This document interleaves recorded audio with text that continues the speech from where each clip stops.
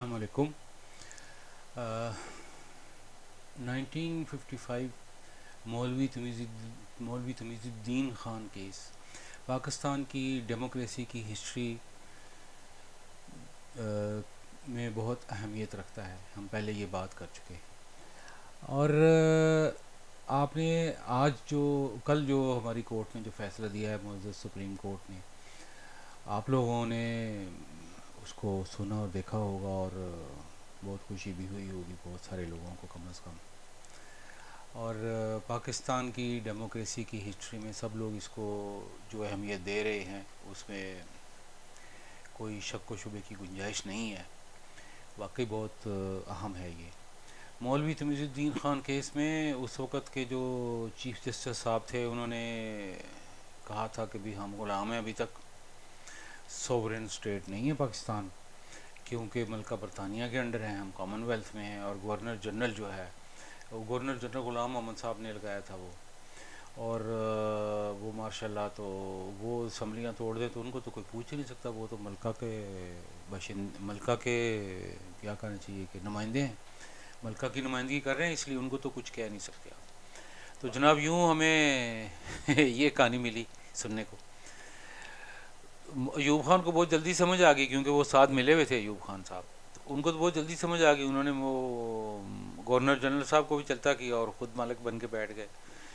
تو آپ کو پتہ کوئی بھی ماشاء اللہ پہلے شروع میں تو بڑا ایڈونچر ہوتا ہے، بڑا زبردست ہوتا ہے، تو فوراً بعد پھر کرسی بچانے کی فکر پڑتی ہے۔ وہی عوام جن کو جاہل اور بیوقوف سمجھ کے آپ آتے ہیں، انہی سے پھر جو ہے وہ اس کی منظوری لینی ہوتی ہے۔ یہی پھر اس وقت بھی ہوا، اور بنیادی basic democracy B D members اس زمانے میں ہمیں بھی نہیں پتہ ہوتا تھا، بعد میں سمجھ میں آئی تھی یہ کہ جی وہ بنیادی جمہوریتیں بنی، بیسک ڈیموکریسی بنی، اور پھر جو ہے وہ انہوں نے جو ہے کہا کہ نہیں جی نیچے نئے سرے سے نئی ہمیں چاہیے قیادت۔ یہ پرانے جتنے بھی جو اس وقت کے جو لیڈران کرام تھے، ان سب کو با یک جنبش قلم ایوب خان صاحب نے کہہ دیا کہ یہ تو کسی کام کے نہیں ہیں۔ اتنا شکر ہے ابھی ان کو یہ غدار وغیرہ نہیں ابھی یہ کہا تھا، صرف یہی کہا کہ نکمے ہیں، جس طرح کہ فوج عام طور پہ سمجھتی ہے کہ یہ لیڈر نکمے ہوتے ہیں، کام نہیں کرتے، ابھی بھی فوج کا یہی خیال ہوتا ہے۔ تو انہوں نے جناب اپنا جو الیکشن کروانا تھا، تو اس میں محترمہ فاطمہ جناب نے جب اپوزیشن کو کھڑا کر دیا ان کے مقابلے میں، تو کہاں قائد اعظم کی بہن اور کہاں ایوب خان، آپ اندازہ کریں۔ لیکن یہی ہتھ کنڈے جو آج مسلم لیگ نون استعمال کر رہی تھی عمران خان کے خلاف، یہ سارے کے سارے ہتھ کنڈے اس وقت محترمہ فاطمہ جناح کے خلاف استعمال ہوئے، اور چلے اس بے رحمی سے تو نہیں ہوئے، کچھ نہ کچھ، لیکن پھر بھی بہت کچھ تھا اس زمانے کے حساب سے، اور وہ لیڈر جو تھے ان کے خلاف۔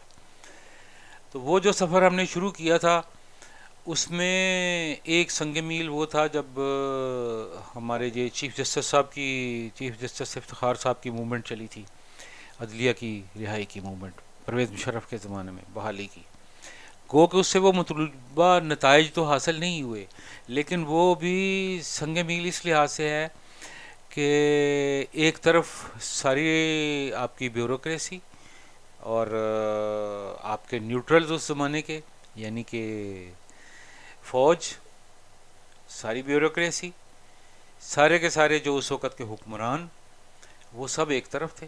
جو پرویز مشرف صاحب تھے، وہ چاہتے تھے کہ بھی میں اپنی مرضی کی ڈوگر کورٹس لاؤں اور ان سے جو مرضی فیصلہ لوں، مجھے کوئی پوچھنے والا نہیں، وہ جو فیمس ڈائلاگ ان کا جو میں ڈرتا ورتا کسی سے نہیں ہوں۔ تو اس طریقے سے جیسے آج ہے، جب عمران خان کہہ رہا تھا کہ کوئی رہ تو نہیں گیا، تو اس وقت بھی کوئی رہ نہیں گیا تھا، ڈوگر کورٹس بھی اس کو فیصلہ دینے کے لیے تیار تھی، لیکن عوام اٹھ کھڑی ہوئی۔ عوام نے اس وقت نواز شریف کو اپنا لیڈر بنایا، زرداری صاحب دوسری طرف کھڑے تھے۔ تو اس کی جو ہم نے انتہائی شکل جو دیکھی ہے، یہ 70 سال ہم اسی چکر میں گھومتے رہے ہیں۔ پھر یہ جو جمہوریت کی جو شکل ہمیں ملی ہے ڈیموکریسی کی، وہ اسی طرح کی لولی لنگڑی تھی، اور یہ سارے کیونکہ ان کے پروردہ تھے، کبھی وہ ایک کے ساتھ مل جاتے تو کبھی دوسرے کے ساتھ مل جاتے، آپ کو پتہ ہے مغلیہ سلطنت جب تباہ ہوئی تھی، اورنگزیب آخری حکمران تھا، ہم نے یہ تو سب نے پڑھا ہے، لیکن اس کے بعد کیا ہوا تھا؟ یکے بعد دیگرے بہت سارے حکمران آتے تھے چلے جاتے تھے، اور اس زمانے میں علی برادران تھے فوج میں، اور وہ بادشاہوں کو بناتے اور بگاڑتے تھے. وہ علی برادران جو ہے وہ آج کل بھی فوج میں باجوہ اور اس طریقے سے بنتے ہیں. تو یاد رکھیں کہ اس کا انجام کیا ہوا تھا. ہم 200 سال کے لیے غلامی میں چلے گئے تھے اور انگریزوں کی غلامی میں گئے تھے. بڑی بد نصیبی ہوئی تھی اس قوم کے ساتھ. اب ہماری قوم جو ہے وہ واقعی تیار تھی. یہ بات صحیح ہے کہ جب ہمارا 60% آبادی ینگ ہے، ان کے ہاتھ میں موبائل ہے اور وہ موبائل سے سرچ کرتے ہیں اور ساری چیزیں ڈھونڈ لیتے ہیں، ان کا دماغ کھلا ہوا ہے، انفارمیشن کو آپ چھپا نہیں سکتے. جب میں اس ایج میں تھا 70s میں، مجھے یاد ہے جب بھٹو صاحب کے تحریک چلی تھی، میں اس وقت بھٹو صاحب کی حمایت کرتا تھا. میرا سارا گھر اس وقت بھی IJI ہوتی تھی اس وقت، باقی ساری جو ہماری فیملی ہے وہ وہی اسٹیٹس کو والے لوگ تھے. اس وقت بھی ایسے ہی 12 جماعتیں ساری اکٹھی ہو گئی تھی بھٹو صاحب کے مقابلے میں، اور مذہب کا کارڈ استعمال کیا گیا تھا. آپ کو حیرت ہوگی شاید کہ محترمہ فاطمہ جناح کے خلاف بھی مذہب کارڈ استعمال کیا گیا تھا. اس وقت بھی ہمارے جو جاگیردار تھے انہوں نے مل کے یہ کہا تھا کہ عورت کی حکمرانی جائز نہیں ہے، بھلے وہ قائد اعظم کی بہن ہی ہو. او بھائی، جس طرح کے آپ بادشاہ لائے تھے ان سے تو وہ بہتر تھی. بہرحال وہ تو چلیں ٹائم گزر گیا. چیف جسٹس افتخار صاحب کی جو تھی موومنٹ، اس میں صرف یہی بات حوصلہ افزا تھی کہ عوام کا فیصلہ تھا. بہرحال وہ عوام اٹھ کھڑے ہوئے تھے، انہوں نے امریکہ اور فوج دونوں سے اپنی بات منوا لی تھی.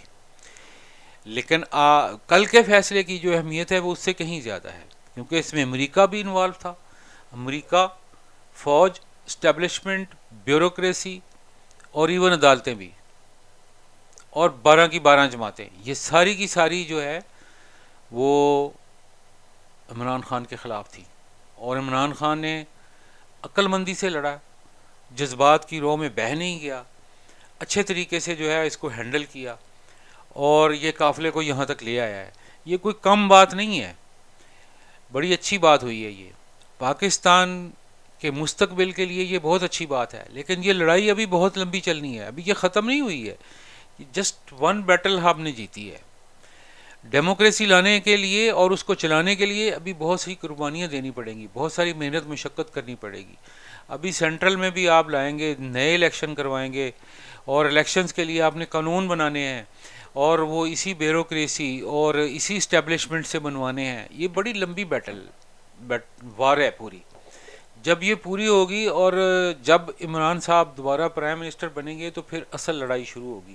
وہ جو نبی کریم صلی اللہ علیہ وآلہ وسلم نے فرمایا تھا کہ بڑے جہاد سے چھوٹے جہاد سے بڑے جہاد کی طرف آؤ، وہ بڑا جہاد تب ہوگا جب آپ یہ قوم بنا چکے ہوں گے اور پھر آپ نے اس کو مینیج کرنا ہے. پھر ہم نے اکنامکس کے جو بڑے بڑے مسائل اس وقت ہمارے سامنے آ رہے ہیں، جو امن و امان کے جو بڑے بڑے مسائل ہیں، ہمارے معاشرے میں جو ایکسٹریمسٹ ایلیمنٹ بہت زیادہ بڑھ گئے ہیں، ہماری جو بنیادی تعلیم میں کمزوریاں ہیں، ہماری تعلیم جو ہے وہ ہے نہیں جس طرح کی ہمیں چاہیے. یہ ساری چیزیں جو ہیں یہ ہم نے چینج کرنی ہے. اور بھی بہت ساری چیزیں ابھی جب مسائل کے انبار کھولیں گے تو پتہ چلے گا. اس کو قوم بننا ہے. ہم نے جو ہے وہ پنجابی سندھی بلوچی نہیں بننے. ہم نے جو ہے وہ اس طریقے سے نہیں بننا کہ بے غیرت ہو کے چلیں اور مانگنے والے بن کے رہیں. یہ سارے کام جو ہے ان پہ محنت بھی ہونی ہے. ان کے اوپر یہ نہ سمجھیں کہ یہ کام آسان ہے، بہت مشکل کام ہے.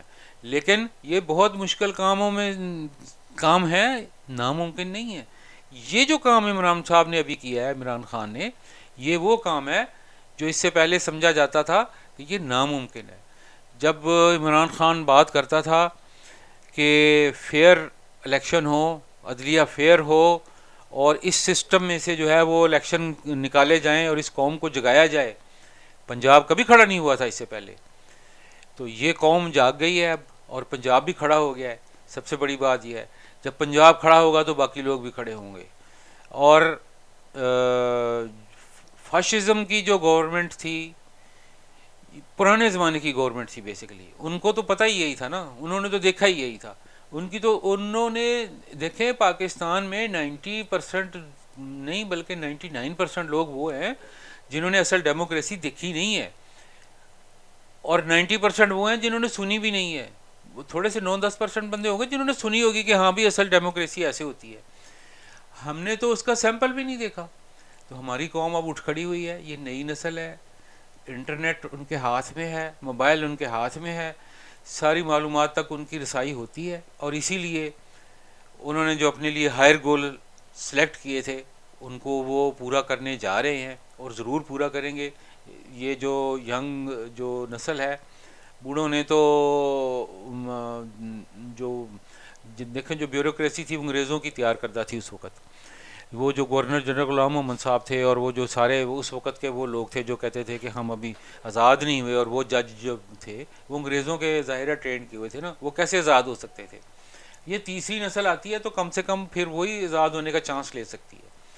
اور اب بہرحال ہم جو ہے اس مسئلے میں کم از کم اتنا تو ہم کر گئے ہیں کہ اس سڑک پہ ہم چل پے ہیں، منہ ہمارا سیدھا ہو گیا، رخ کم از کم سیدھا ہو گیا.